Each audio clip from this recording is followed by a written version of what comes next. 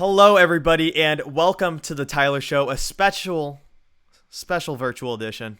We had to do it this way. Had some technical difficulties in the studio. All the Game On shows are having this week, so we're going to be doing all of our shows online this week. But once again, joining me, we have the great Matthew Brice. Hello, Matthew. How we doing, Tyler? I think you know how we're both doing right now. Hey, I still have to ask. It would be rude if I did not ask either way. I mean, I think we've had some time to cool down, right? Yeah, definitely. It's been a few days. It's been a few days since...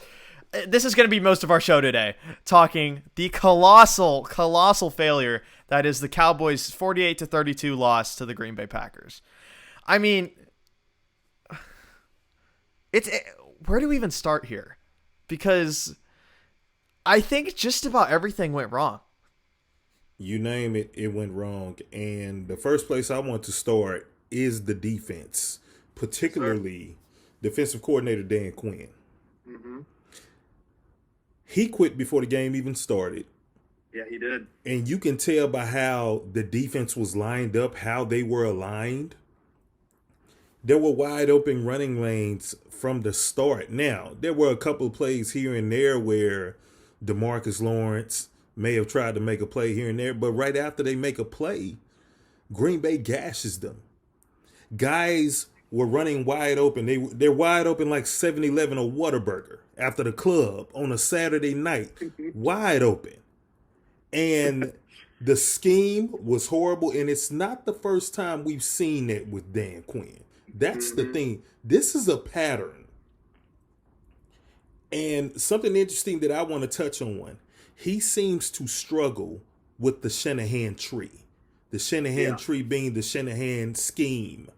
Against San Francisco, Green Bay. Green Bay did exactly what San Francisco did in October. Yeah, they did. They attacked the zone, which for whatever reason, he went zone that day too. Mm-hmm. And they tore it up. But Green Bay tore it up even more than San Francisco did because, again, guys are running free. They're wide open. Now, I understand you have a personnel issue at the linebacker position. I get that. But there were no adjustments made. Again, the alignment was horrible. Me and Garrett Hayes could have went out there and lined up at running back for Green Bay and ran for about 150 that day. No disrespect, Garrett. Notice I said me too.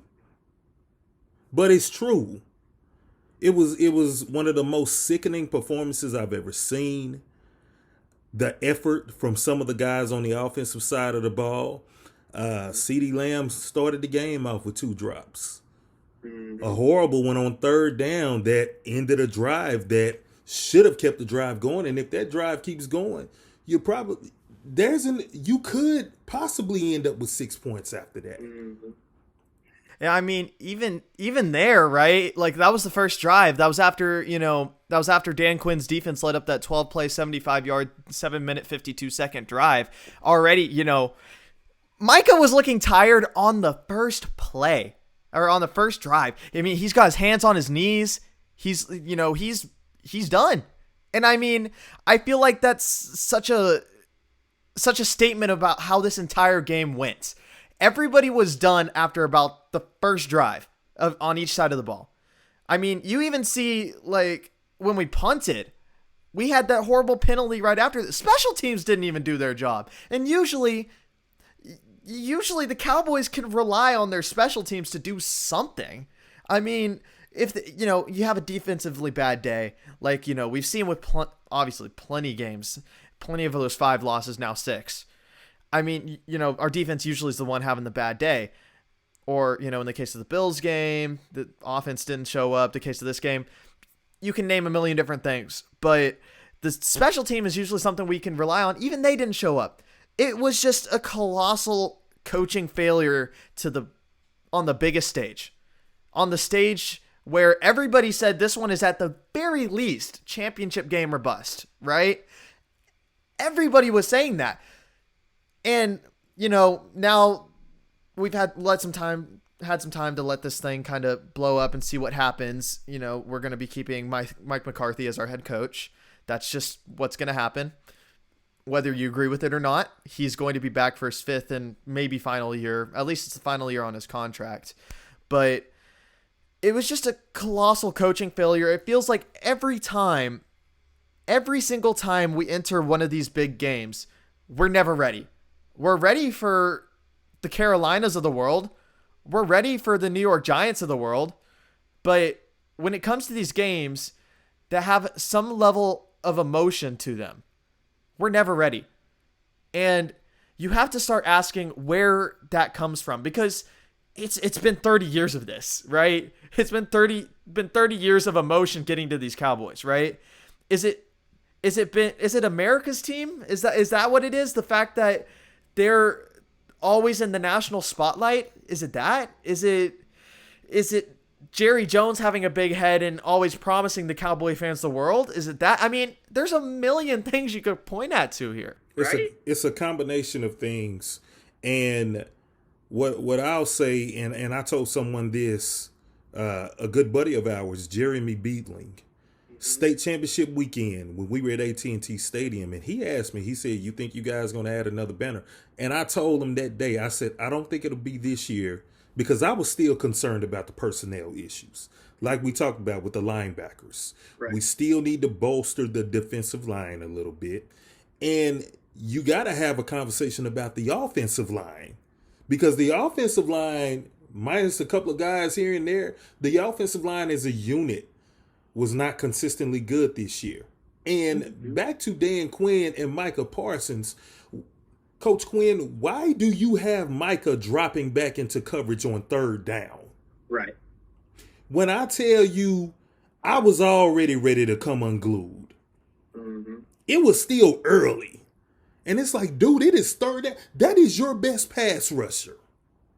And you are dropping him back into coverage. Are you point shaving? Or did you just quit because you thought you had another job lined up? And if I'm either one of those 5 teams that you're interviewing with, I'm not hiring you, because I look at that game. As far as I'm concerned, Tyler, that game, that wild card game against Green Bay, that is part of your interview process. Yes, sir. That is part of your audition. And you quit. You sold out another team when they had a chance to make a run. Mm-hmm. And no, I'm not saying Dak Prescott is exempt. I'm not saying Mike McCarthy is exempt. CeeDee Lamb is not exempt either. None of those guys are exempt. However, it was clear that you sold them out from the first defensive series when Green Bay gassed you to open the game on that 75-yard drive. It was clear then. It was disgusting. It was appalling. And I mean, I almost cursed. I almost did.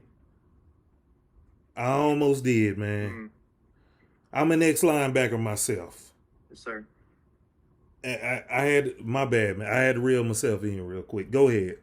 Look, I mean, I've also been this entire week looking for a way to express this without being emotional, putting my own emotions into it. And like I said, we've had a couple days now to really ingest this and kind of think about why this is such a colossal failure, right? Because, after the game, or even during the game, I was sitting with my friends, I was watching this game, and I was looking at them, I said, Mike McCarthy, I want his head. If there's anybody, right, that you can point some blame to, you can obviously, like you're saying, let's point some blame at Dan Quinn. His defensive scheme was horrible. His game plan, horrible. I mean, what were they doing? Were they just playing Madden all week? Like, there was evident that what you practiced one thing, what'd you practice, right? And it doesn't feel like they did anything, on the defensive side of the ball. But you can also go look at the offense, right? I mean, your defense is not responding. So what do you need to do as an offense? You need to go score points. That's just what you need to do. If you look at even the Seahawks game this year, right, where it was, 45 to 32 or something like that? 41-35. Yeah, they started slow. There you go. Yeah, that was an offensive slaughterfest. Your defense was not playing well. But your offense responded. And this time that didn't happen. Now, can you always expect to score 40 points a game? No, that's we talked about that last week. That It's unrealistic. yeah, 40 points is crazy in an NFL game, right? But what else is crazy is seeing these guys running so wide open. I mean, these receivers. I mean, that's already. You look at a college game, right? That's crazy open for a college game. I don't think I see guys running that wide open in a high school game. It was like Waffle House at 3 a.m. after the club. It was ridiculous. Insane. How your team is a man first team, right? And now you're running zone the entire game. Completely threw that out. You're running zone where they're getting blown up wide open, and like you said, why did none of this change? Your offense responds at the very end of the half, right? Scores 10 points, kind of in the game, right? 27-10 at half. What do you need, or after the half, right? Because I think they scored 3. It was 27-7 at half. And to your point about the offense and McCarthy's offense, let's go back to the first offensive series. Again, that drop by CeeDee Lamb on third down, that would have moved the chains. It would have. They also took a deep shot. I've seen some people say that the Cowboys stopped being aggressive, and that's not true because they took a deep shot to Brandon Cooks. If you remember, yes, that was a deep shot to Brandon Cooks where Cooks could have made a play on the ball. It looks like Cooks may have lost the ball in the lights. Dak threw a perfectly thrown ball, and it lands right in front of, it looks like, Cooks' feet. If he makes play on the ball, there's nobody on that Green Bay defense catching number 3. No. He's headed to the end zone. So there were some opportunities that they had that they failed to execute where they're losing the ball in the lights. The interception, the first one, we give Jair credit because that was great defense. It was a great play. I don't think it was pass interference because he had the right to fight for the ball. Now, had Jair had not had his eyes on the football, then you're talking about pass interference or defensive holding or illegal contact. Right. But he was playing the football and he made an outstanding play. It was great. Now, the second pick, Brandon Cooks was open. Brandon Cooks was open on that play. And that was a situation where Dak and CeeDee Lamb had already had conversations. They had already been going back and forth about whatever it was. McCarthy had already had to go over to Lamb and talk to him. And so you knew Ford is about to start forcing it to 88. That's what he's about to do. They've already had 2 big drops. They're going to start trying to get him back in the game, get him involved. And yeah, Darnell Savage just comes down and he sits on the route, and it's an easy pick 6 the other way. And there were also opportunities where I want to say it was the drive before that where Dak may have taken a big sack or the drive ended in an incomplete pass, but he missed Jake Ferguson. That's what it was. Dak had rolled out to his right. Yes. When he should have hung in the pocket a little bit longer, and he ended up getting sacked. He had Ferguson behind the Green Bay defense open. And that would have kept the drive going, and they would have been deep in the Green Bay territory in the red zone.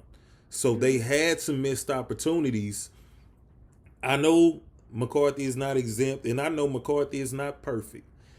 I have my questions about his clock management.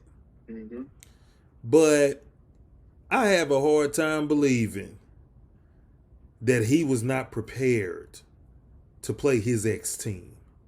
Especially when they blew a lead against them last year. Right. They went up to Limbo and played them last year. It was up 28-14, and they blew the game, lost 31-28. I have a hard time believing Coach was not prepared to play that game, to not play to win.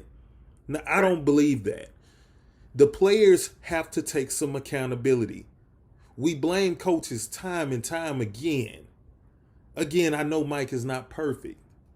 But come on, man. Some of these guys on the offense have to take some responsibility. More of it, as far as I'm concerned. Because like I said, if you execute here or there on the play where Dak was sacked, where if he makes the right read, he hits Ferguson to keep that drive going. CeeDee Lamb catch the ball, man. Yep. 2 drives ended right there. I know. It felt like even from the start, right, that connection was just off. Something about it, because that has been a lights out connection all year. They have made that same pass so many times. You see it, right? 2 defenders right on him. I mean, and Dak just threads the needle right on his numbers, right? Like, we've seen that so many times completed. Yet it felt like, especially at the beginning of the game, that did not line up. It just didn't. That didn't line up. So many receivers dropping passes, yet for some reason number 13 lit up the field. That, like, we can talk about that too, that, Michael Gallup seemed like the only receiver ready to play. Yeah, him and Jake Ferguson, when Jake Ferguson got a target. Yeah, exactly. And how are you not going to target Jake Ferguson, who has been your almost Dalton Schultz equivalent this year, right? Like, he is really broken out this year, yet, and I think this is one thing that's on Dak, right? That Dak feels like, at least in my opinion, that he always needs to throw the ball to CD. And now, let's not get it twisted here. Throwing the ball to CD 9 times out of 10 is a great idea. Like I was talking about after the Miami game, it felt like, after he had that, 7 catches for 100 yards in the first quarter in the Miami game, then they just stopped targeting him. Like, you can't do that. You need to keep targeting CD, because 88's going to catch the ball. Well, at least so you think, right? But, you have guys like Brandon Cooks who do run wide open a lot. We were, guys on the team before the season started said, hey, number 3 is going to take the top off of these defenses, right? Like, it's what everybody was talking about. Like, number 3 is going to create this whole new level to your offense. And it feels like, I mean, sometimes, yes, you scheme him right, you target him, it's gone great. But it feels like he hasn't really taken the top off, like what you would think. But that's partially because CD is always Dak's number 1 target. He had a lot of games. CD had a lot of games where he had double-digit catches this year. I want to say He was 1 game off of the record. Mm-hmm. It was second most all time. And then there were other situations where Cooks had an opportunity. The Buffalo game, Dak overthrew him.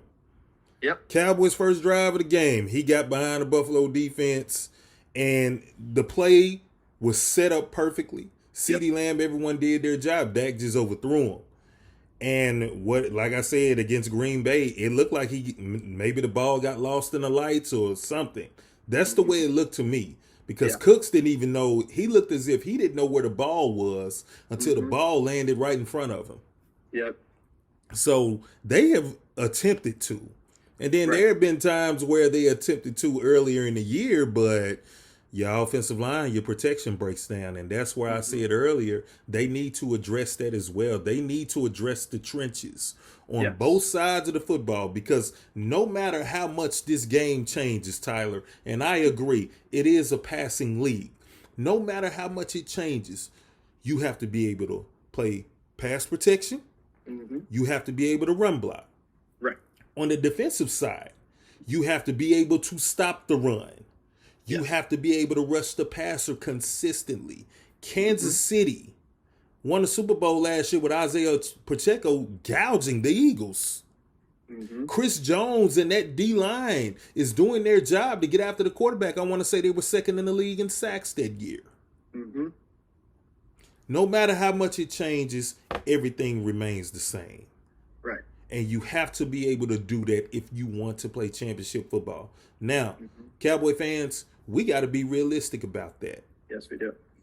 The D-line is still not strong enough as I spoke about earlier, you still need some more beef up front. Mm-hmm. Offensive line, we talked about that. The lack of protection at times. Mm-hmm. They have to get stronger in the trenches. That's why San Francisco, more than likely, is going to represent the NFC in the Super Bowl. Yep. I might be eating a little crow on that, but that's my pick right now. Yep. Baltimore. If not Baltimore, you got Buffalo. You still got Kansas City on that side on the AFC. And don't sleep on Houston, because Houston plays very, very well in the trenches. Mm-hmm. They do. So they got to get stronger up front. And that's part of the reason why McCarthy is still there. Yep. Because you do have that personnel issue. And let me also say this, Dak Prescott did take another step. He did improve. And a big reason for that was McCarthy. So, yeah, I am okay with McCarthy coming back another year. I am okay with him finishing out his contract. I'm not against that at all. But they have, if they want to really make a run, they got to address the trenches, man. Mm-hmm. They got to. I mean, sorry. You go ahead. No, go ahead. When I get to rambling, it's 100 miles per hour, so continue. I hear you. I'm the same way, but I mean, it's because we care about the team, right? We both just care about this team. But I really feel like if Jerry wants people to buy into this team, right? Jerry, if you want people to buy, I'm going to talk to you directly. I know you're not watching this, but I'm going to talk to you directly, Jerry. Mm-hmm. If you want people to buy into this team, hell, throw it all away, right? Throw the championship stuff away. If you want to sell jerseys, you want to sell tickets, if you want people to believe that these purchases are worth it, that paying for this support is worth it, you need to throw everything at anything huge that you can see, right? Like any eye candy in free agency, any eye candy in the draft, you need to go for it, because Mozzie Smith did not work out. Mozzie Smith at least this season. Now we could see something change. We could.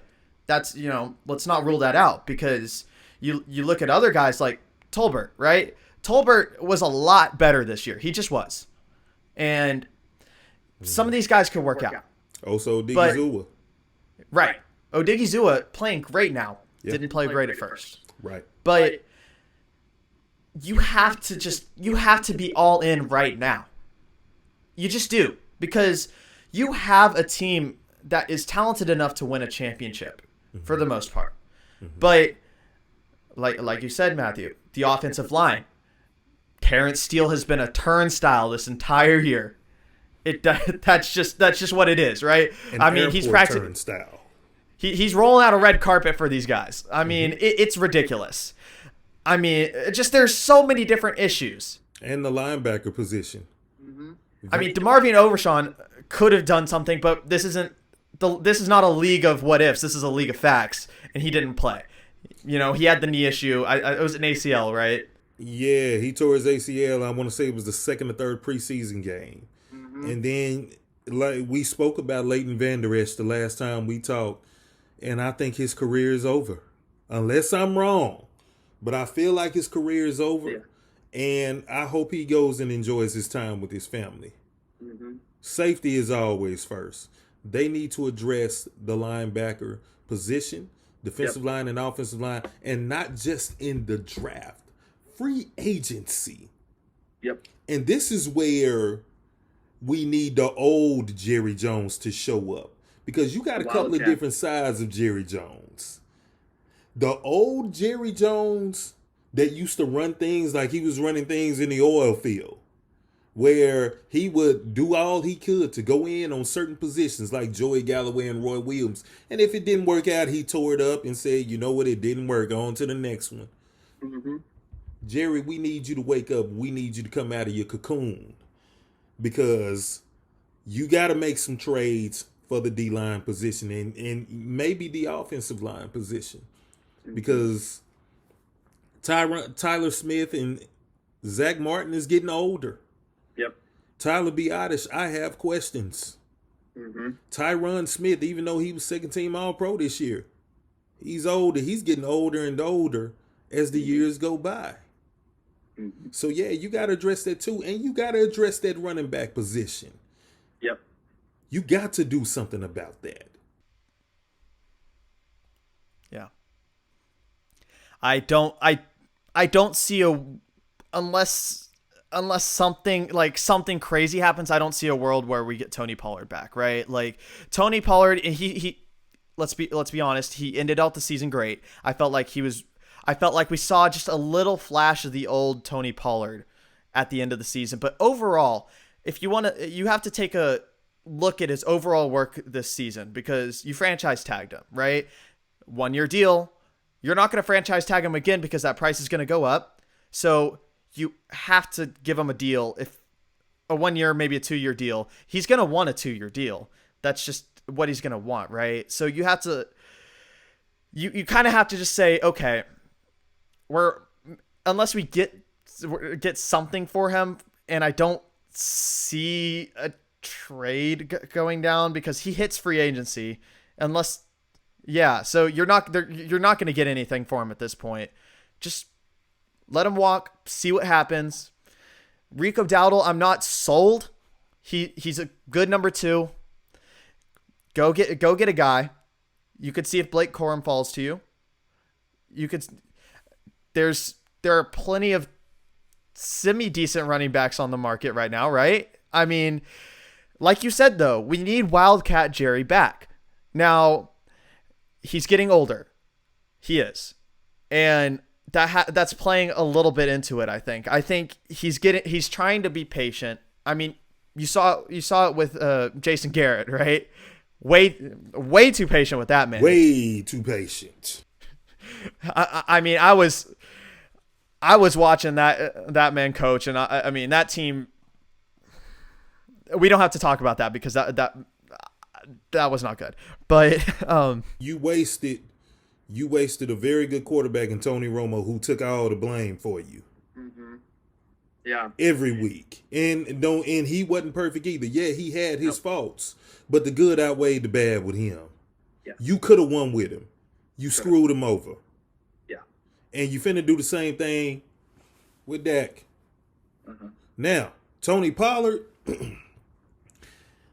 and I love the guy, but that Miami game, let's go back to that Miami game. The first drive of the game. Yeah. And Mike McCarthy calls the option left. Good play call. Right. Dak executed the pitch perfectly. Mm-hmm. Pollard, use your speed. Trust your speed and sprint to the pylon and get that 6 points.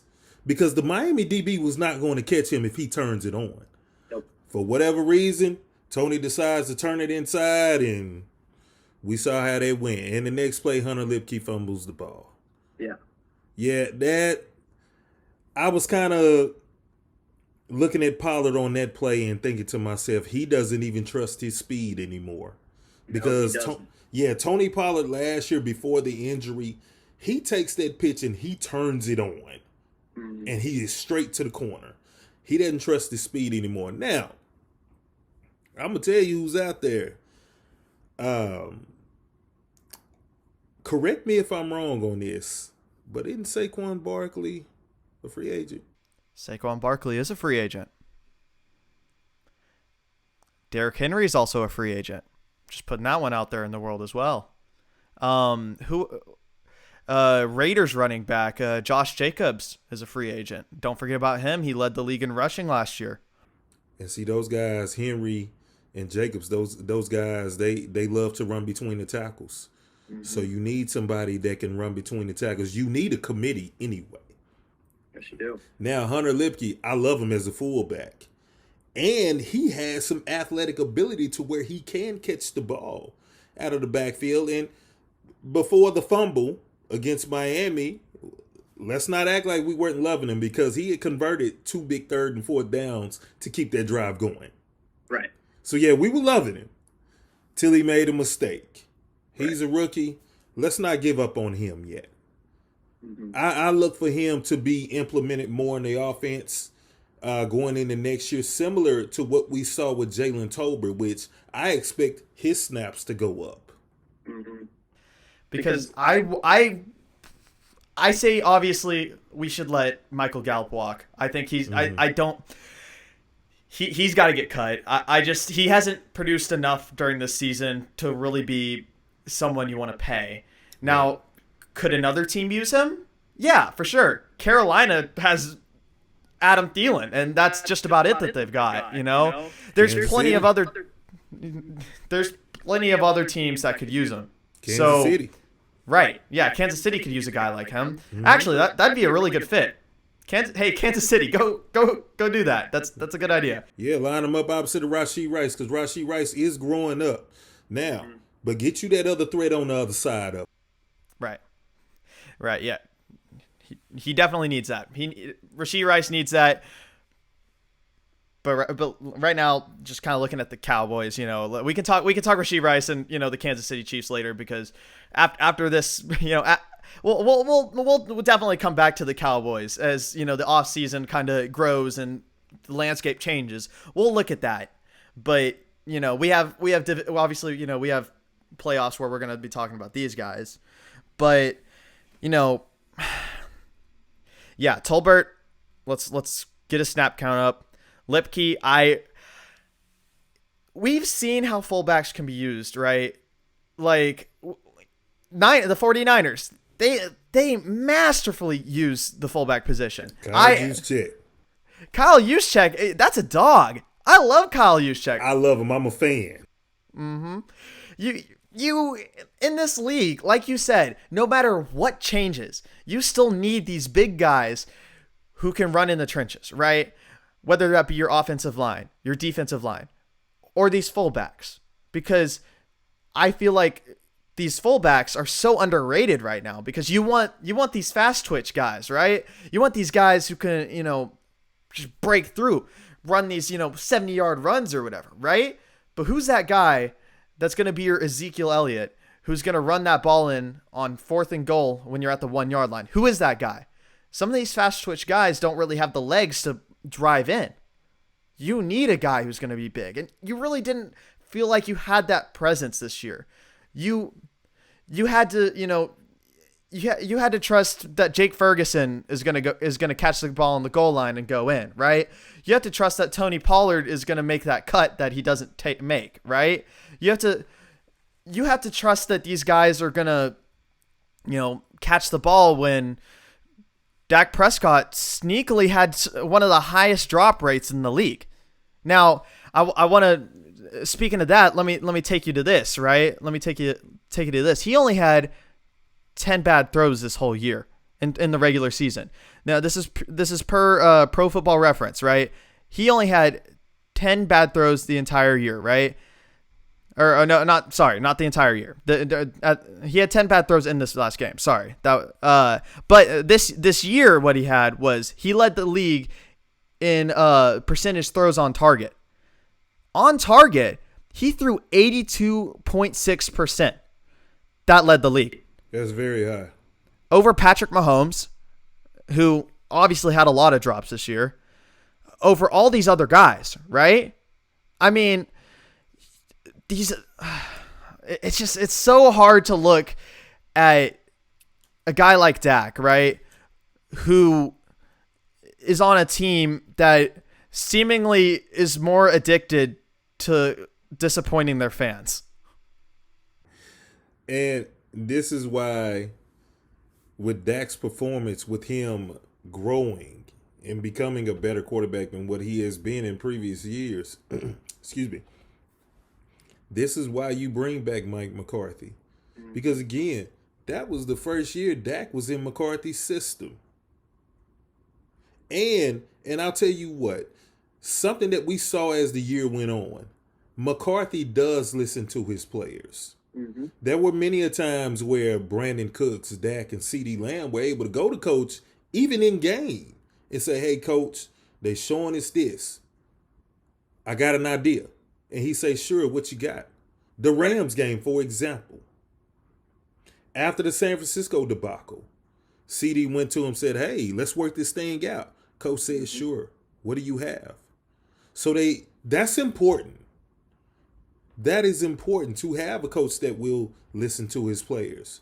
That's why he has the locker room. Now, some people see that as a bad thing. I don't.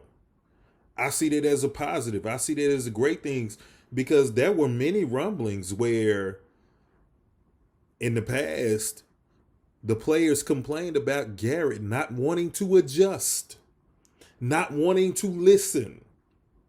They would try to go to him and address certain things, and he didn't want to hear it because he was stubborn. That was part of the reason why they weren't successful. So now, I truly believe the biggest issue now is personnel. Mm-hmm. Beside the fact that Dan Quinn sold him out. Personnel. You got to get strong up front. You got to address that linebacker position. Mm-hmm. You're going to get Trayvon Diggs back next year. That's a positive. That is a positive. Let him now. Mm-hmm. With Trayvon Diggs, those ACLs can be tricky. Let him heal completely. Don't bring him back too soon. Mm-hmm. Because that's part of the reason why Terrence Steele was a human turnstile. Right. Terrence Steele tore his ACL around this time last year. Yeah, he did. They brought him back too soon. He was out there week 1 against the Giants. That's part of it. So don't bring these guys back too soon. If Diggs is not ready, not 100% ready to go, don't bring him back yet. Don't risk that. Especially playing him on that island at cornerback. Nah, man. Let him come back when he's ready. Mm-hmm. So, yeah, that's why you bring back a Mike McCarthy. I completely understand why they brought him back. And as Dak Prescott said in his post-game interview after they lost to Green Bay, if Mike's job is on the line, so should Dak's be. Because Mike is the reason why Dak got better. Mm-hmm. That's proof. We saw it. Mm-hmm. Now, if you want to take it on the other side, talking about Dan Quinn, right? You know, we're talking about these personnel issues that we're having, especially on the defensive line. I think that's also a product of Dan Quinn. Dan Quinn likes these small, fast guys who can get after the quarterback, right? But he's not making suggestions for players to draft that are these bigger guys. You know, he's not making great suggestions. He's just not. Part of his scheme is to have these fast guys. It just is. And like we said, these big guys in the trenches are a part of what makes this game go. And if you don't have a big Chris Jones, right? If you don't have any other big guy, right? Vince Wilfork. What are you going to do when these guys like Aaron Jones, when these guys like James Cook get past you? Nothing. And now we can also talk about how this team couldn't tackle, right? Because that was a part of it. Everybody let you down. That it just as a team wins the game together, the team loses the game together. And that's what we saw. But you also have to point towards Dan Quinn's coaching and Dan Quinn's style, because these small guys can't tackle these bigger dudes. You need a big guy who can get in there, who can bully a center, who can bully a guard and stop the run, which you don't have. And you know what? That started to get him in trouble in Atlanta. Mm-hmm. That was part of the reason why things fell apart in Atlanta. Now, you had the year where they went to the bowl, and they should have won the bowl had they kept running the ball. Now, I look more at Kyle Shanahan for that, because he was the offensive coordinator and the play caller. However, being based on speed and finesse, that eventually became Atlanta's Achilles heel in the trenches, and it's why they couldn't get back to it. It's why they couldn't get back to the Super Bowl. Now, you look at what Philly had and Fletcher Cox in his prime. Man, what a player. Future Hall of Famer, in my honest opinion. Yep. Of course, the Rams. You got Aaron Donald over there, and for a little bit, he had Ndamukong Suh right next to him. Scary. Yeah. New England, Vince Wilfork should be a Hall of Famer. Mm-hmm. Yeah, so San Francisco, they got 3 or 4 guys. They got DeForest Buckner. They got Javon Hargrave over there now that they plucked from Philly a year ago. Mm-hmm. We talked about Chris Jones and what he does up there in Kansas City. Right. Yeah, so you have to have that guy. And yeah, Dan Quinn definitely has to answer some questions because Dan Quinn made the call for Mozzie. Mm-hmm. Yeah, And he see, did. we criticize Jerry, but those coaches have a lot more say than people realize. Jason Garrett had a lot more say in the locker room and on draft day than what people realize. Mm-hmm. Scott Linehan and Rod Marinelli, when they were here, they had a say. Of course, McCarthy has a say because McCarthy is the one who was pounding the table for CeeDee Lamb when he showed up. Yeah. Yeah, he has a big say. So it's not just all Jerry, but these guys, for some of the draft picks that they made, yeah, there are some question marks that I have, and Dan Quinn, unless we see Mozzie make a big jump, yeah, Dan Quinn is on the hook for that because that was his call, that was his guy. Yep. Now, talking about Mozzie, right? Something that has kind of come out is that, we drafted him at 330, right? He was 330 pounds, big dude, right? He's 290 now. I want to talk about that because he has lost 30 or 40 pounds since then. And people are, there's been speculations on both sides, right? That Mozzie was the one who made the decision, that DQ asked him to do it. But either way, you draft this guy to be big, and now he's losing this weight and losing the part of him that you wanted to draft in the first place. You drafted him to be a one tech. Right. Yeah, you draft him to be this big guy, to be this run stopper, to be the answer to all your questions last year. And he doesn't do anything. And now he's lost that weight. Now he's lost that reason, right? And either way, regardless of who made the decision, that's on Dan Quinn.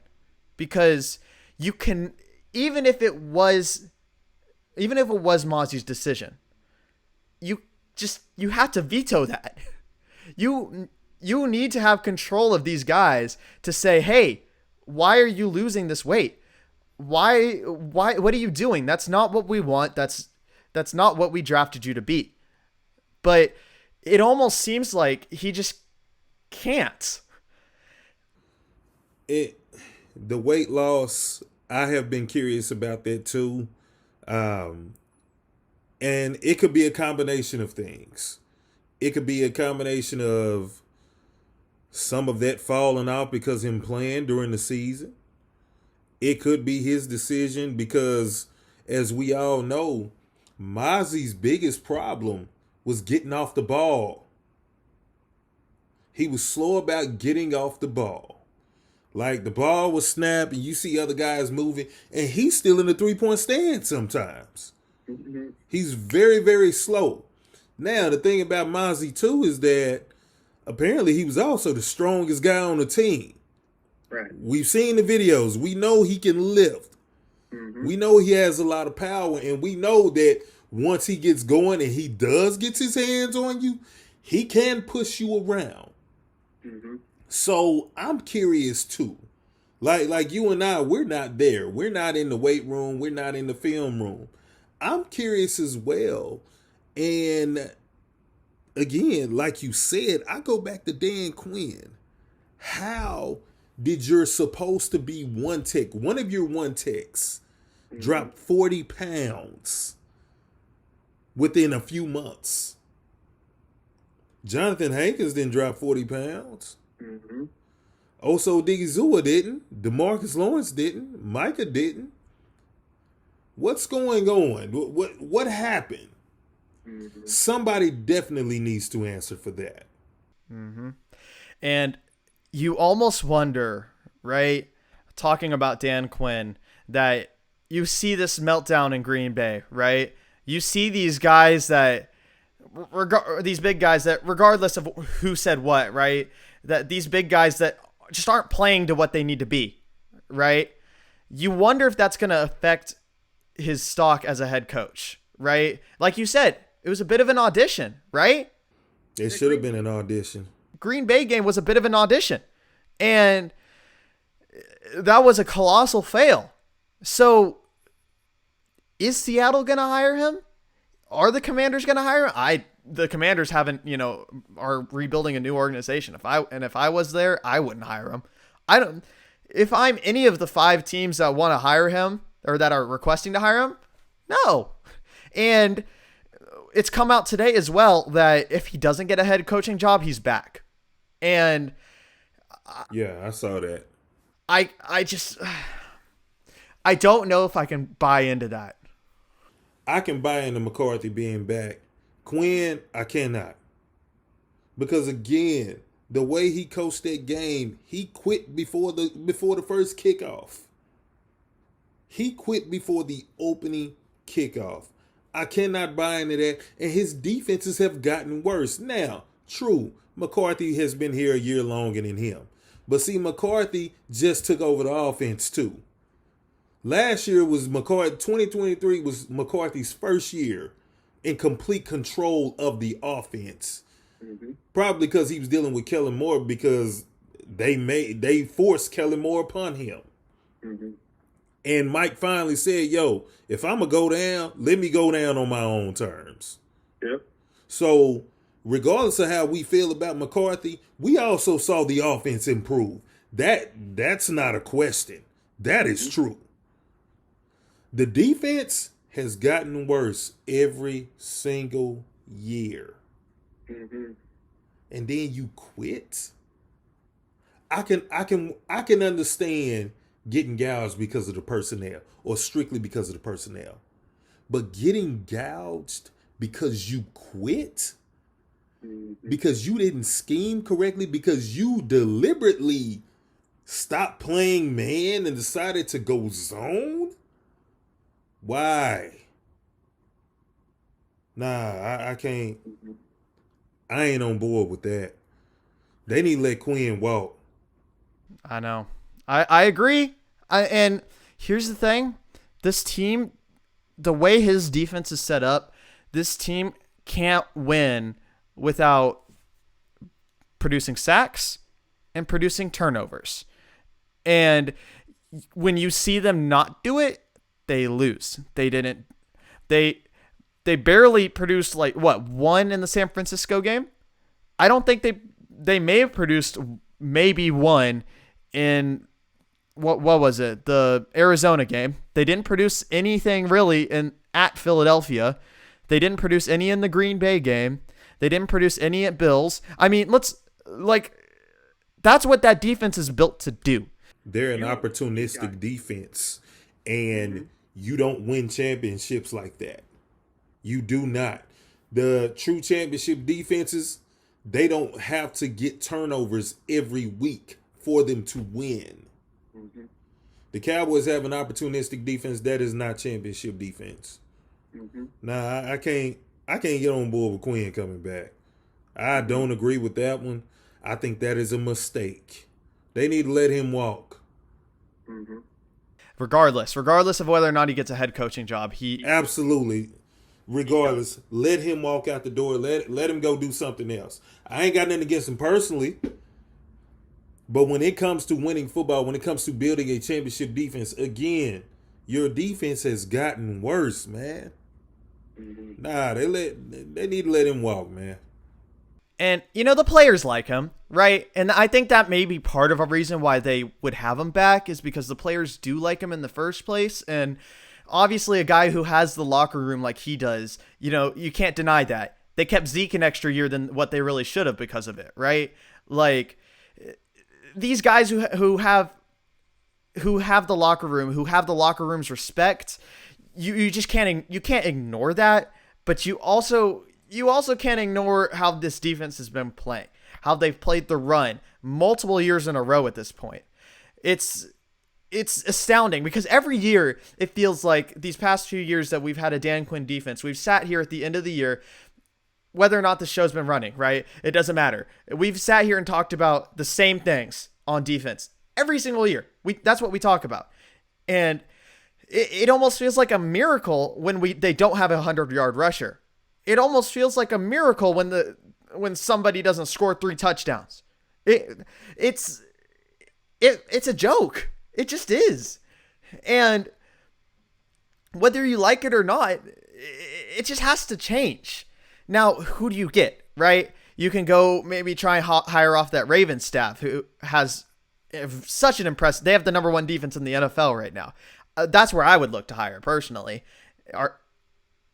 Cleveland, yeah, Cleveland's had a great defense. Now, did they have a great defense against the Texans? No. Now we can talk about that another time.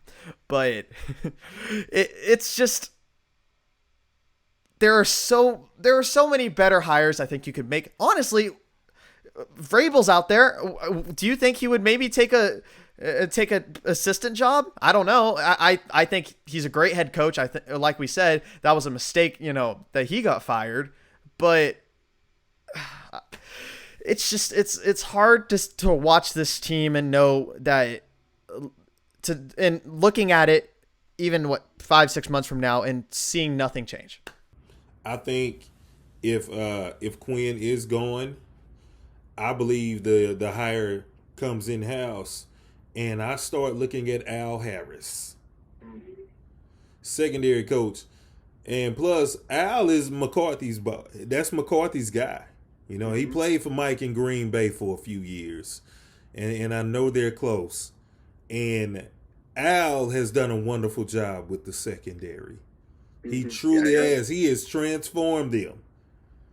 He truly has. I mean, Stephon Gilmore didn't look good the other day, but he's an old man playing with a bum shoulder. Deron Bland was not the number 1 corner coming into the year. He was the slot corner. He moved over and played very, very well, minus a few plays here and there. But when you play on the island playing man as much as Gilmore and Bland do, yeah, you're going to give up something. But overall, Al Harris had them guys playing good ball. Now, I'd like to see J-Ron Curse walk. I'm over him. Yeah. But other than that, Malik Hooker has been wonderful at free safety. Mm-hmm. That's been your best safety. Wilson, he started to come on as the year went. Mm-hmm. But the one that I'm really kind of over is J-Ron Curse. He do a lot of talking. Mm-hmm. But when it's time to show up, he out there looking like a deer in headlights half the time too. And another guy also that's been playing really well, right, is Jordan Lewis. Jordan Lewis has started to come on as well. He's been great. But I want to take a look at somebody who, I'm going to read you these stats, right? And I want you to just take a guess as to who this guy was. 1 solo tackle, one assisted tackle, and a QB hit. Who would you take a guess as to who that was? He's a Cowboy, right? Yeah. He play in the secondary? No. He's on the line. He's on the line. Micah. That's Micah Parsons. I want to talk about this. It feels like in the big games, somebody who we don't really talk about is Micah Parsons goes silent. Where has he been the past couple of games? Well, I know against Green Bay, there were a couple of times again. Why are you dropping him back into coverage? Mm-hmm. For what? 3rd down? He needs to be going. His ears are supposed to be pinned back and getting after the quarterback. Mm-hmm. Yeah, so I got questions about that. However, you are correct because he went missing against San Francisco early in the year. Now, he played a couple of good games later in the year against Miami. I believe they had him playing off ball. Mm-hmm. And they actually played the run very, very well in that game. He played very, very well. The defense only gave up 1 touchdown in that game. That's the game they should have won. You hold the Dolphins to 1 touchdown in Miami, yeah, you better win that game. Right. I more so blame the offense for that one. Mm-hmm. Let's see. Yeah, Micah also he has issues still playing the run at times. Mm-hmm. Now, some of that may be schemed to where some teams they'll put him in a situation like Philadelphia a year ago. Oh yeah. Philadelphia put him in a situation where they ran that option play with Jalen Hurts and A.J. Brown at him. And if he chooses Hurts, A.J. is wide open for 6. If he goes with A.J. in coverage, Hurts got a wide open running lane. Mm-hmm. So Philadelphia schemed that up against him very, very well. But at the same time, he seems to, if you just run right at him, if you run a little power at him, you can take him out of the equation. It's like Trent Williams pointed something out where he said you have to get your hands on Micah. Mm-hmm. You cannot let Micah get his hands on you. You got to get your hands on him. If you get your hands on him, you can win. But if you don't get your hands on him, he's going to win. So I want Micah. If we truly believe he's the next Lawrence Taylor, which I don't believe that because Lawrence Taylor is a top 5 player all time, regardless of position. Yes, Whether sir. we're talking linebacker, safety, corner, QB, or wide receiver. You can build a team around Lawrence Taylor. Micah is not that. Mm-hmm. So Micah needs to get in the lab, lock in, learn how to play the run better. But at the same time, until you fix the linebacker position, you need to move back to linebacker because to me, he played his best ball this year when he was off ball. Because you can still rush the passer from there. Now you got to stop the run first in order to be able to rush the passer. It's a privilege to rush the passer. Let's get that understood. Mm-hmm. You have to earn that privilege by stopping the run first. And when he played off ball, he played some good. He did a good job stopping the run.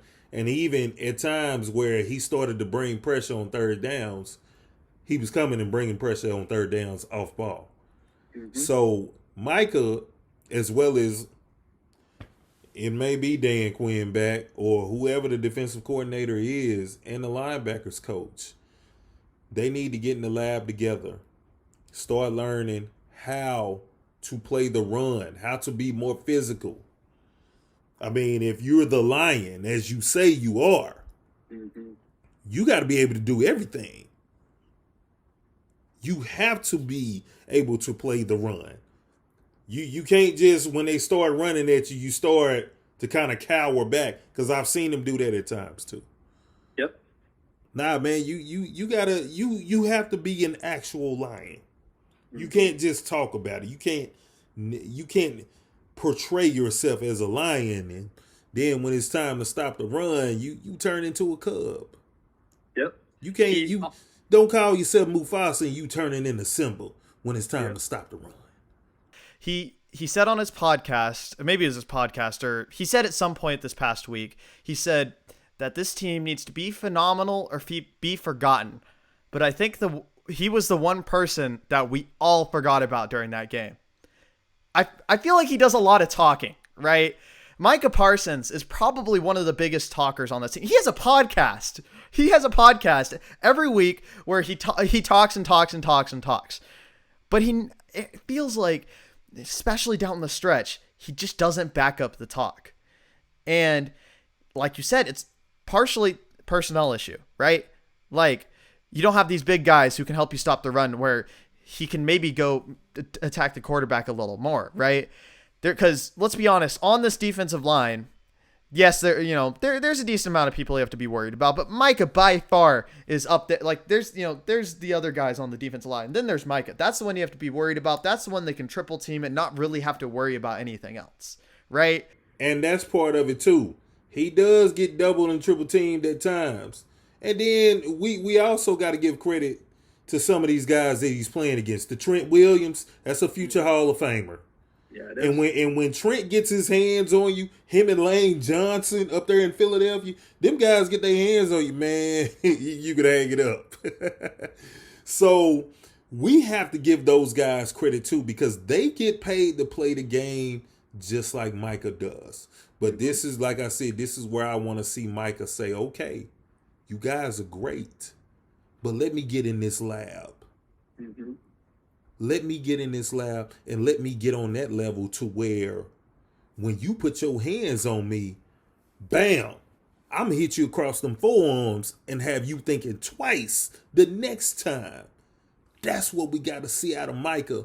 And really, I want Micah to develop the mindset that DeMarcus Lawrence has. Because DeMarcus Lawrence has a completely different mindset from Micah. DeMarcus Lawrence is talented. Now, DeMarcus is not as talented as Micah is. Micah is the top 5 talent right now. Yep. But Micah does not have the D-Law mindset. Man, if he had that DeMarcus Lawrence mindset, then it would really be on. Because DeMarcus Lawrence don't like nobody.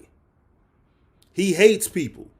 Yep. I think the only reason why he likes Dak is because Dak is on his own team.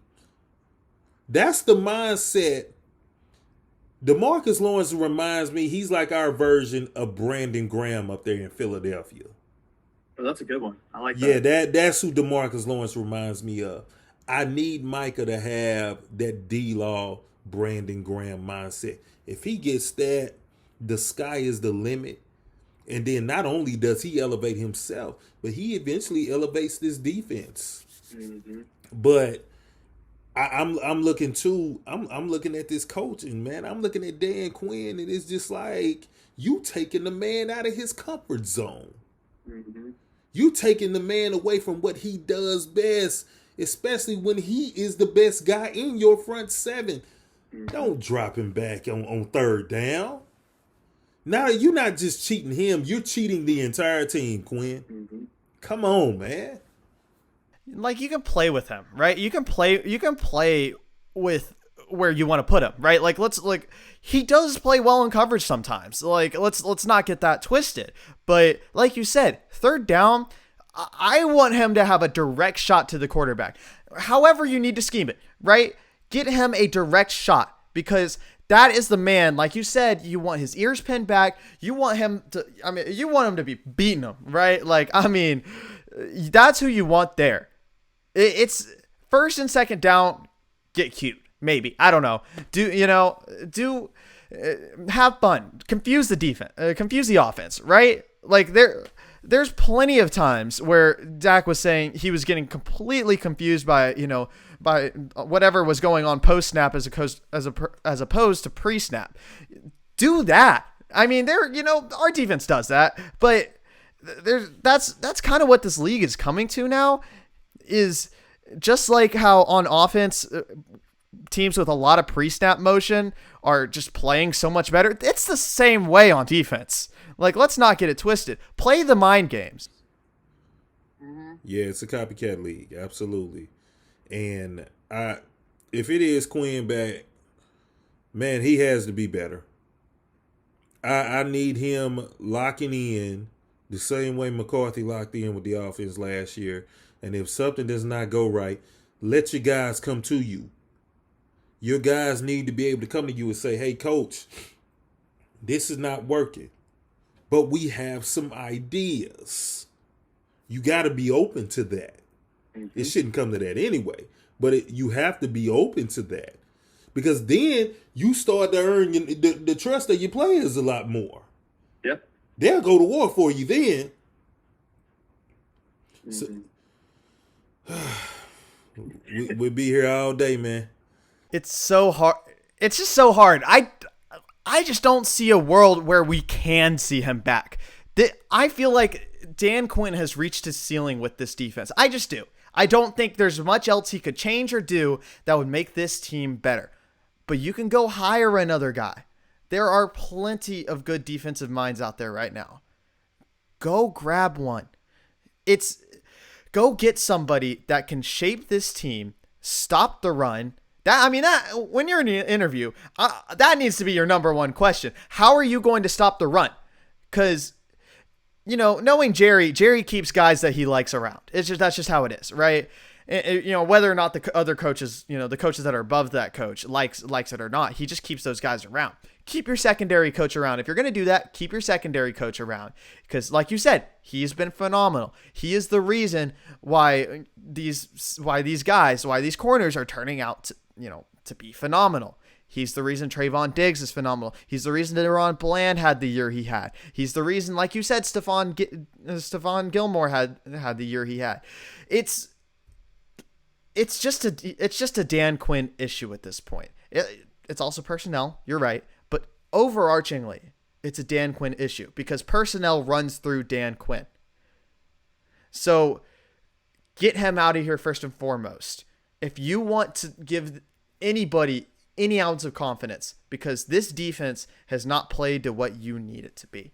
If you want to give anybody, throw what the fans think out for just a second. If you want anybody in the locker room to trust that you are going to make a change next season, that this is going to be anything different than what happened this season, get rid of Dan Quinn. He's got to go. He just does. There's just no amicable solution, right, to having Dan Quinn back. But it seems like that's a possibility. So I don't even know. It's hard to say what they're thinking. I mean, I don't know. And that's the thing, you don't know what they're thinking because even with Jerry, if you see how Jerry operates at times, he'll say one thing and then it's another. Mm-hmm. I didn't expect Terrell Owens to be cut. He said Terrell Owens was going to be back. T.O. was gone 4 days after that. I'll never forget it. Yeah. So that's just one of the many examples. There's other examples along the way. I don't think Dez Bryant would not be a Cowboy for life. Yeah. It happened. DeMarco Murray had no business wearing an Eagle uniform. Mm-hmm. Now, I don't necessarily blame Jerry for that. That was more Steven. But it still happened. So you don't know what these guys are thinking or what's going to happen. Wade Phillips' job was safe at one time, then he was fired at midseason. Mm-hmm. So, yeah, I don't know. I'm hoping Dan Quinn does get hired somewhere else. Part of me hopes that happens, and then after that, you give Al Harris a shot. You go ahead, you promote him because he's earned it. I believe he's earned that right. Yeah, I mean, I would also besides Al Harris, I would take a look at somebody on the Ravens, on that Ravens, team, right? I would take a look at somebody on the Browns. Honestly, even the Panthers, because the Panthers, nobody talks about it, but they played really good defense this year. That was the only reason that they were in any of the games they played. I tell you who my favorite is, and you go up to Detroit and you see Aaron Glenn. He played in Dallas for a little bit. He played a year or two in Dallas as well. That is probably my favorite defensive coordinator. Now, I don't see him leaving Detroit until after him and Dan Quinn put together a championship season. But I really love him. That's my favorite right now. Yeah, I like it. And I believe he could get the job done now. Mm-hmm. If New Orleans happens to fire Dennis Allen, I call him. Mm-hmm. Because D.A. can coach up a good defense. Dennis Allen, New Orleans has had some real good defenses. Their defenses have been better than Dallas's. They've been better than most in the league. They rush the passer. They stop the run. They play a physical style of defense. Mm-hmm. They have some dogs on that side of the ball. So, if something goes wrong and he doesn't last in New Orleans, you call him, hey, come coach up this defense up here. Mm-hmm. Let's get something going up here. I wouldn't mind that. Yeah, there's plenty of minds out there, right? There's so much that you could pick up. There's so much you could do that would make this team better, but it just feels like that they haven't done it, right? They have had plenty of times to make, that they could have made changes. There are plenty of people they could have picked up. There are, there's plenty of opportunities that they've had. Steven said they were good at the trade deadline. They said they were fine. They made a mistake there, and they made that mistake because they were so gung ho and set on what they did in the offseason with the Stephon Gilmore and Brandon Cooks moves, which were good moves. Yes, they were. I love those moves because Gilmore and Cooks both have championship pedigree. Cooks has played in 2 Super Bowls. Stephon Gilmore has won, I believe, 2 of them. He's a former Defensive Player of the Year. So I strongly believe if you don't have an injury to Trayvon Diggs, and you got Gilmore in that locker room, in that secondary room, you have him not only coaching those guys up, but there was a point where Gilmore was also coaching up CeeDee Lamb from a cornerback perspective and giving him tips on what he should do as a wide receiver. He helped Lamb get better. So they made some good moves there. The number one, the real mistake they made is when Van Der Esch and Overshown got hurt. They didn't make a move for a linebacker at the trade deadline. They didn't even make the effort to try to improve the linebacker room, which they had time to do. Yep, they did. The front office really hurt themselves, and I don't blame Dan Quinn for this, but I don't know how much of a say he had in that.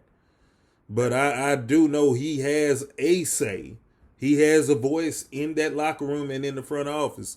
That was the biggest, to me, that was the biggest mistake they made during the regular season, was not trying to go for a linebacker at the trade deadline. And they could have made a move for someone instead of just trotting out Damone Clark and Marquise Bell, who is not even a linebacker. He's a safety. Yep. 210 pounds. Yeah, that's not going to go well. No. It may go well against a team or two here and there. It may go well against the Giants. It may go well against Washington. That's not going to work against San Francisco. It's not going to work against Green Bay. It's not going to work against Philly even. Again, we'll be here all day. Yeah, we could be here all day talking about it, honestly. And hey, I thought Marquise Bell did a lot of good things against the run too. For his size and what he did, he played really well. I love Marquise Bell. He's one of my favorite players, but he's playing out of position. He should not be playing linebacker, and that's not his fault. Nope. It's a scheming thing, and that's what we've been talking about. But to kind of to wrap up this show, right? There's a lot of things we could talk about. I mean, we could talk about the other things that happened, right? Like, the Texans advanced, Dolphins getting embarrassed and really kind of just showed who they were. I thought that was pretty clear. Detroit getting a really good win over a really good Rams team that like I said last week, I thought the Rams were going to win that game. And they could have. They had the chance to. And that's fair. That's fair. It was quite literally a toss-up game. Rams had a chance to go win that, and they just didn't. Also, Puka Nacua played his heart out during that game. Love that, man. Let me tell you something, man. Detroit, Coach Dan Campbell, a native of Glen Rose, Texas high school football alumni, as well as Aaron Glenn. Aaron Glenn is also Texas high school football alumni. We got to give those guys so much love because they are transforming the culture up there. They are changing the culture. Detroit is no longer a laughingstock. That is a team now, when you see them on the schedule, you better strap your helmet on tight. Because Aiden Hutchinson, C.J. Gardner-Johnson, and then you look at them guys on that offensive line, Penei Sewell, Eric Decker. Those are guys. They have guys on that team. They'll walk in your mama's house without ringing the doorbell.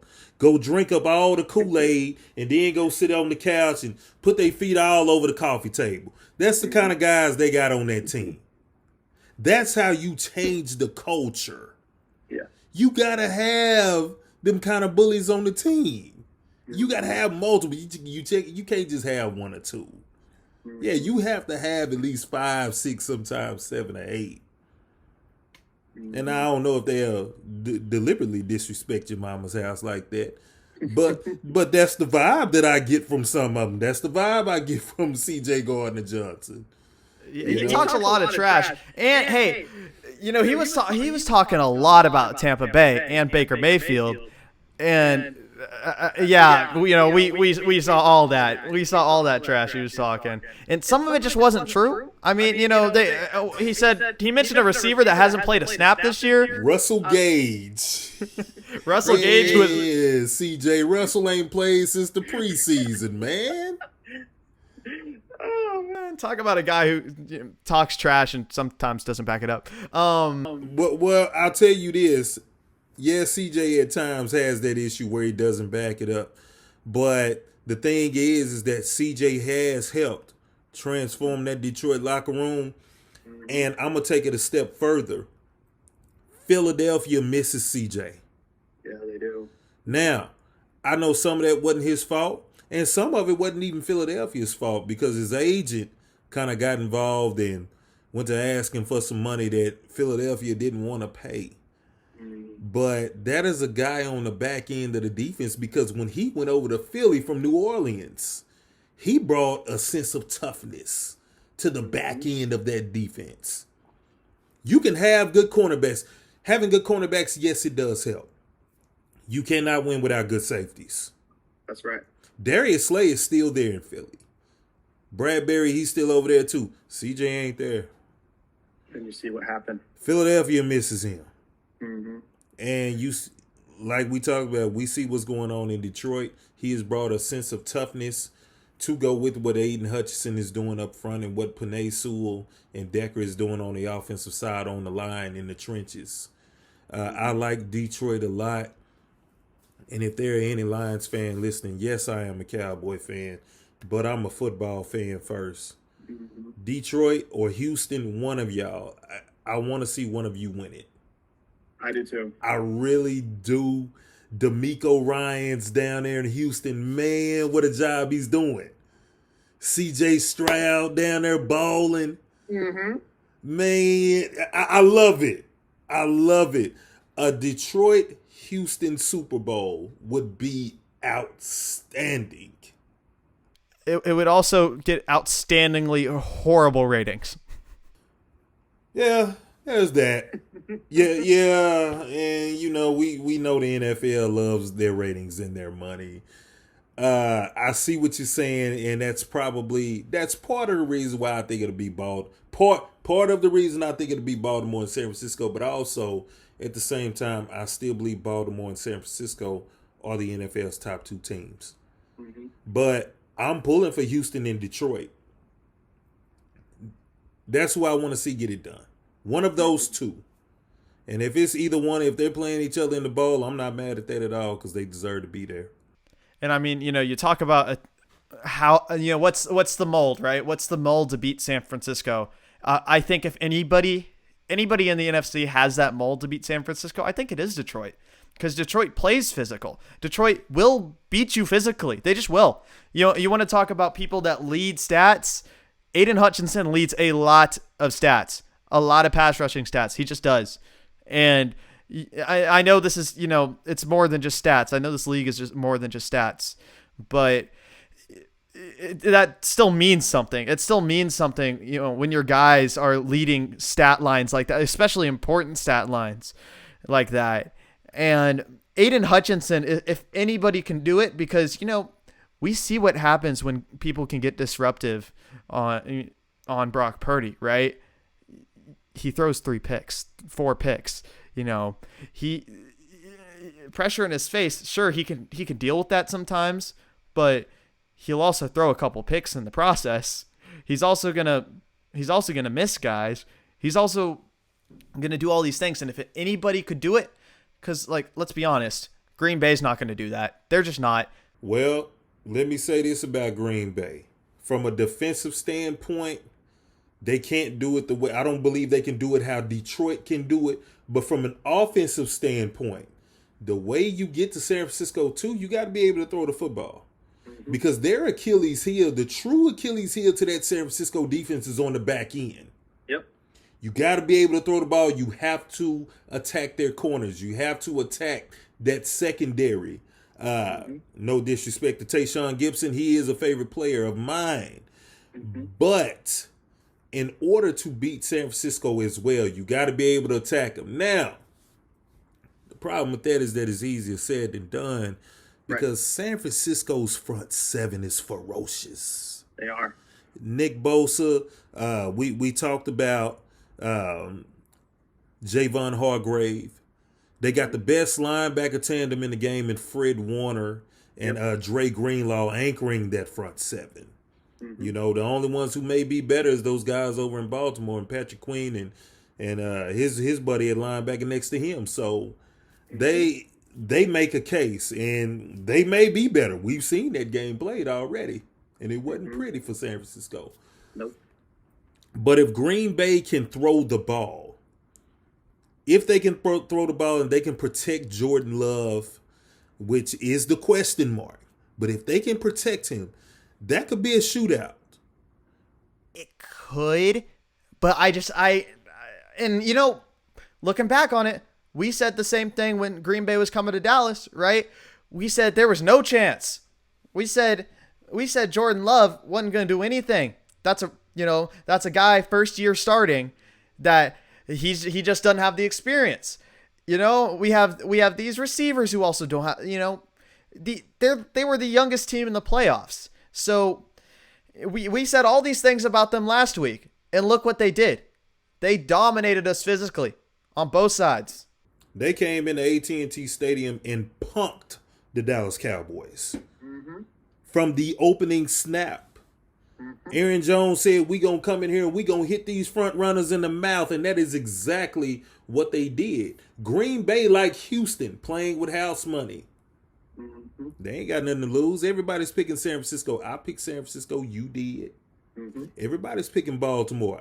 I did. You did. That's why they got a shot. But, yeah, you got to protect Jordan Love, because if you don't protect him, if that San Francisco front seven starts getting hot and they start knocking you around, yeah, it could get ugly the other way, and San Francisco could run away with that. Yep. That's the thing, right? Because like you said, the best part about that defense is that front is just that front seven. That's what it is. Like you can't deny it. That's what makes that team go, right? Is the physicality on both lines, right? That's what makes that team go. Yes, you have, you know, great receivers in Deebo Samuel and Ayuk and just, you know, everybody, George Kittle, right? Like you have great receivers, but that doesn't happen. That doesn't happen without Trent Williams, right? That doesn't happen without those huge guys, right? I mean, but if you can neutralize that is where we've seen them fall. Because guess who did that? The Ravens. Yeah, Ravens neutralized both sides.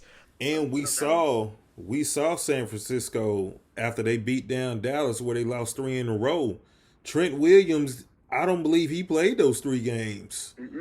And a quality left tackle, when you have a left tackle like a Trent Williams, a prime Tyron Smith, those are your anchors.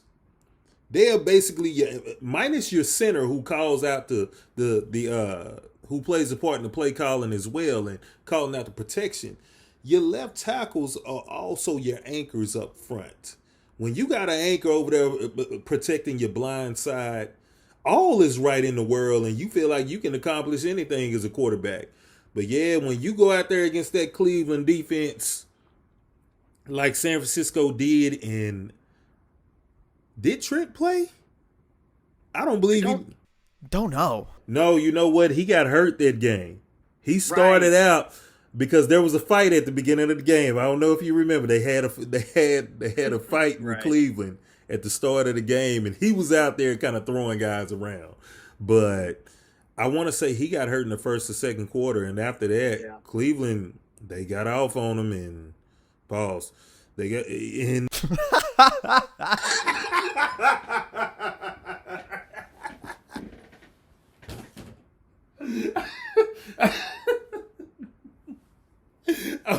I'm sorry.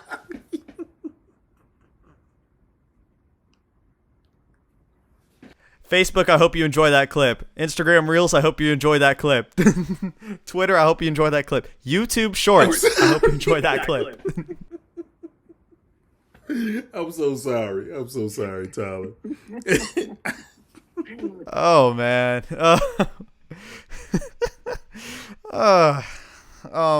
Yo, we gotta wrap this up. Yeah. All right. Let's make our picks for this week, right? 4 divisional round games. Houston, Baltimore. Who do you got?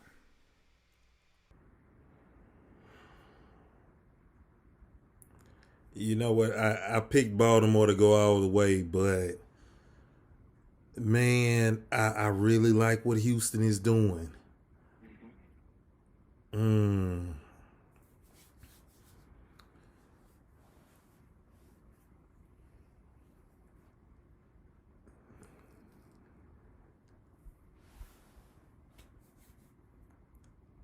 I'm gonna stick with Baltimore. Okay. I gotta stick with them. Nah. Give me the underdog. You like Houston? Give me Houston. All Give me right. Houston. Because I do pick Baltimore. And the reason I'm picking Baltimore, I think offensively, I think that's a great matchup. I think both sides, right? I think both sides are, I wouldn't say equal offenses, but I think they are very close in terms of just how they can play. I was talking about this to somebody earlier today, and I said the biggest difference in this game is going to be the defense. I think the Baltimore Ravens just have a better defense than Houston, and I think that's what's going to make the difference in this game, because you know what happens when you take CJ Stroud out of the equation. Now, can you? I don't know if we haven't seen that. We haven't seen CJ Stroud get taken out of the equation yet. I will say he was, when I was doing my research last night, CJ Stroud was number 2 in total in bad throw percentage. I don't think that there's enough. I don't think people know that, but he maybe not number 2, but he's up there. He has a very high. He's like 20% or something like that bad throw percentage, and that's ProFootballReference.com that's saying that. So it's kind of a, it's up to you whether or not you want to take that as gospel. But if anybody's going to take advantage of that, it's Baltimore. It just is.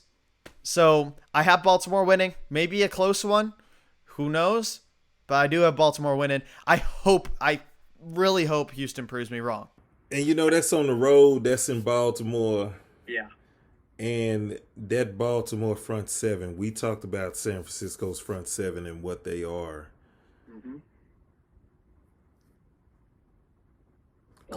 Cleveland also had a great front seven. But Baltimore has better linebackers than Cleveland. Yep. And it's in Baltimore, not Houston. Give me Baltimore, man. Give me Baltimore. Give me Baltimore. Did I convince you? Yeah, I keep going back and forth. I started out with Baltimore, then I said to Houston, give me Baltimore. Give me Baltimore. I'll put that. That's the one we're putting on the books. We're putting Baltimore on the books. KC at Buffalo.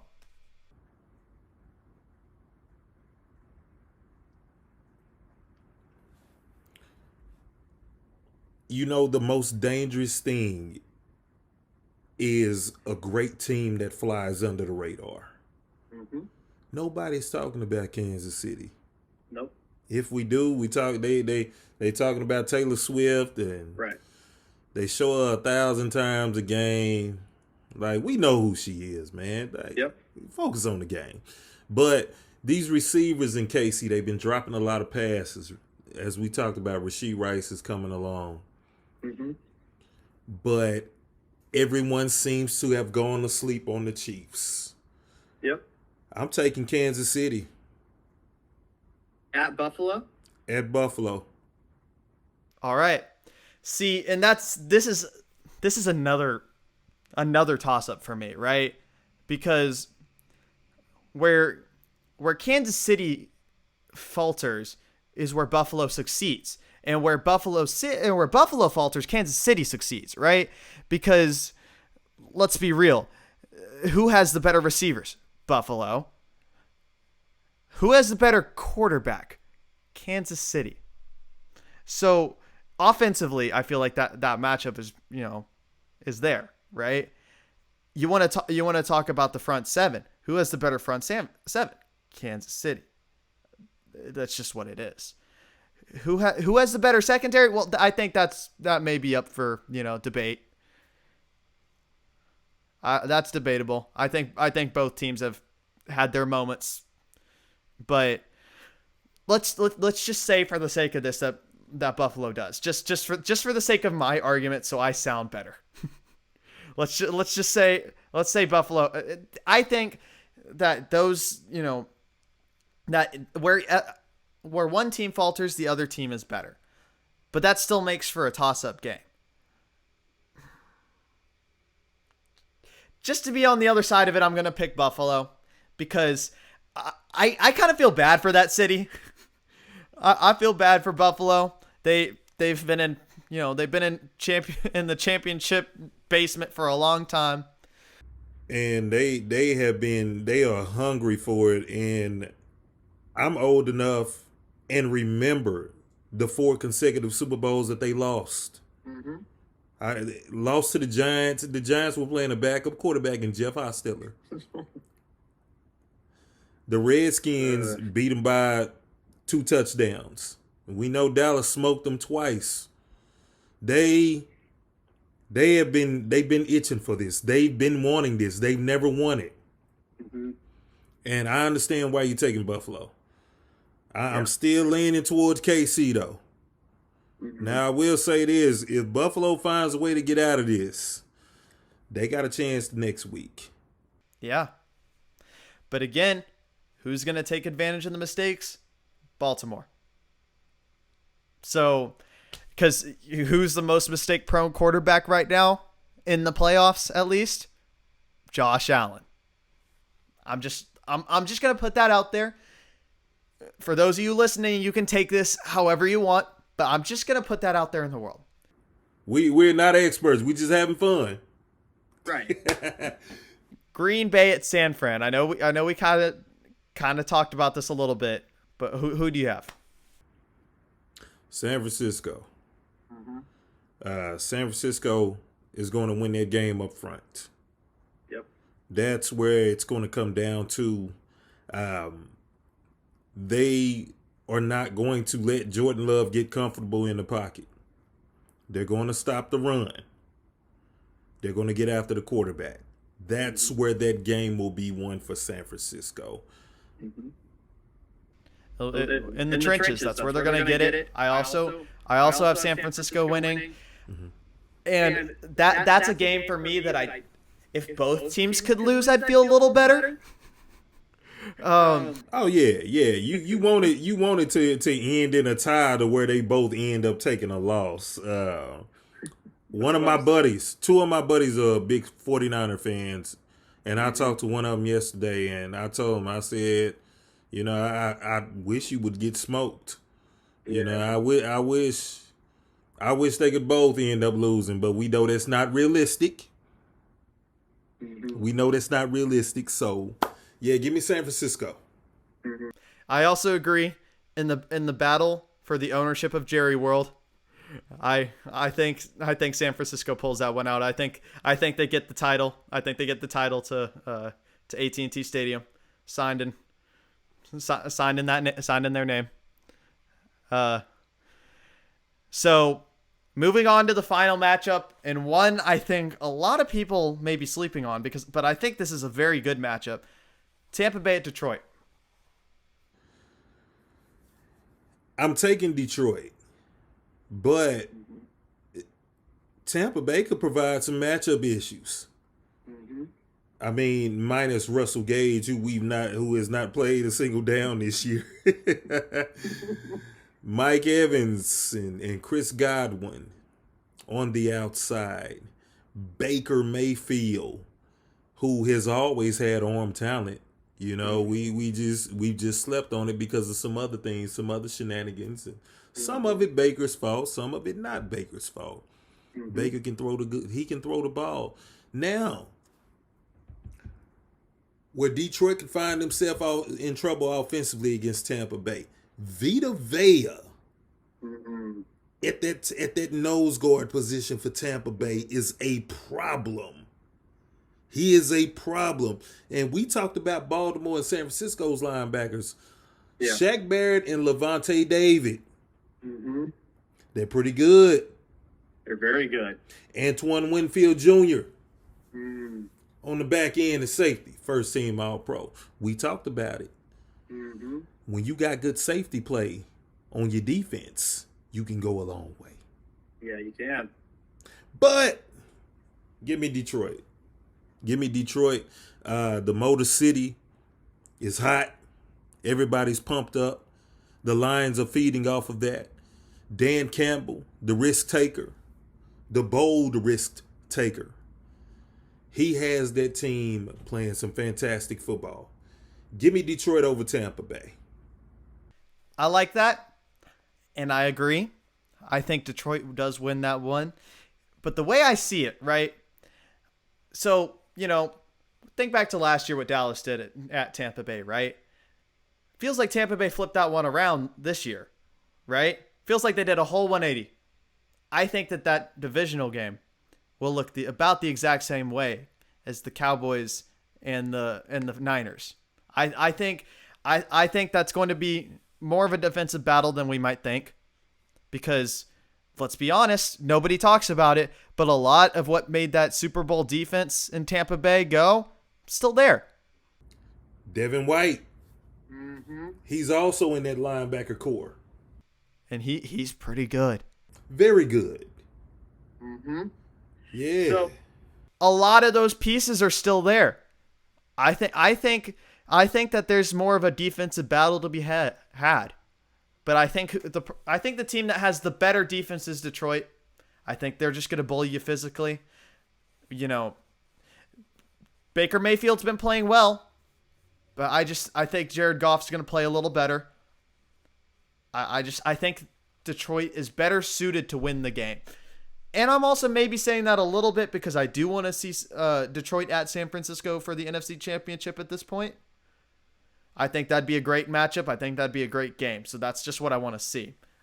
So, give me Detroit. And that's our divisional picks. Now, let's look back at this in a week and see how, or even Tuesday, if we can get a Tuesday show going. Yeah, because every pick that I made last week, I only got one right. I swung and missed on all of them except for one, and that was the Detroit and LA Rams game. I got that one right. I picked Detroit. Dallas Green Bay, yeah, I was obviously wrong, as we see and found out. yep. I picked Cleveland over Houston. I was wrong about that.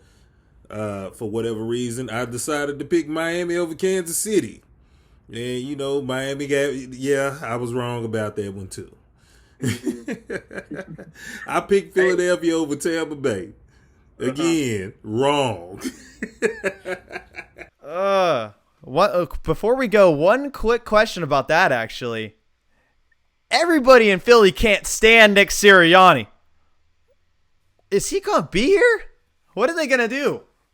Here's what I think Detroit should do, and it's the same thing with Mike coming back in Dallas. I think Philadelphia needs to hire new coordinators. Yeah. I think Nick is perfect for that city. He's brash. Uh-huh. He's petty. Awful. I ain't gonna say awful. As a person. I'm gonna use the words petty. Okay. Because Philadelphia is a petty city. And the folks from Philly will tell you that. Yeah. It's a very petty city. He's petty, but he's gotten them in the playoffs every single year. He's been there. Mm-hmm. They got to the Super Bowl in his second year there. Mm-hmm. Their biggest issue was offensive play calling. Yep. And as we talked about, they lost C.J. Gardner-Johnson on the defense. Javon Hargrave was their best interior defensive lineman. He's over in San Francisco now. They lost him in free agency. They lost Kazir White, their best linebacker. Yep. He's in Arizona. He went with Jonathan Gannon. Mm-hmm. You know, so I think they need to replace their coordinators first. Get a better play caller in there on offense, because offensively they seem like they run the same 7 or 8 plays. They have they rotate the same 7 or 8 plays, and they got away with it for so long because they do have the talent.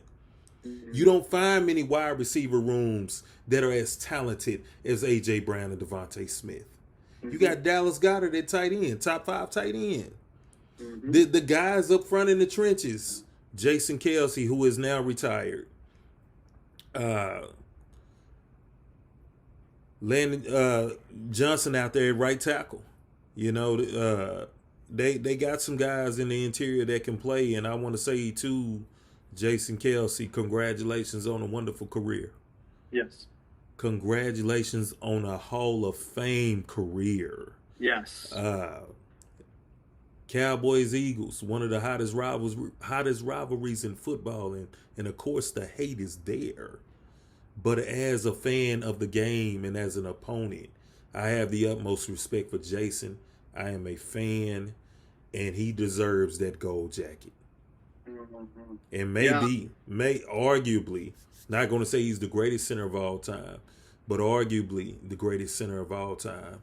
And it has been a pleasure to watch him. It's been a pleasure. Even being on the other side of the rivalry. It's been a real pleasure to watch you, Jason. Happy retirement. Go enjoy your time with your family, because you earned that. Mm-hmm. Go to Cabo or something, man. Yeah, like you said, Jason Kelsey, if there's anybody that I actually respect on that Eagles team, it's Jason Kelsey. I mean, stand-up guy, fun dude. Listen to his Christmas album. Yeah. It just feels like there's nothing he can't do. I mean, he's just talented overall, and I wish him nothing but the best. He's like you said, if he's not top 2 or 3 centers of all time, he's number 1. Just is what it is, and he deserves that gold jacket. Deserves to be first ballot.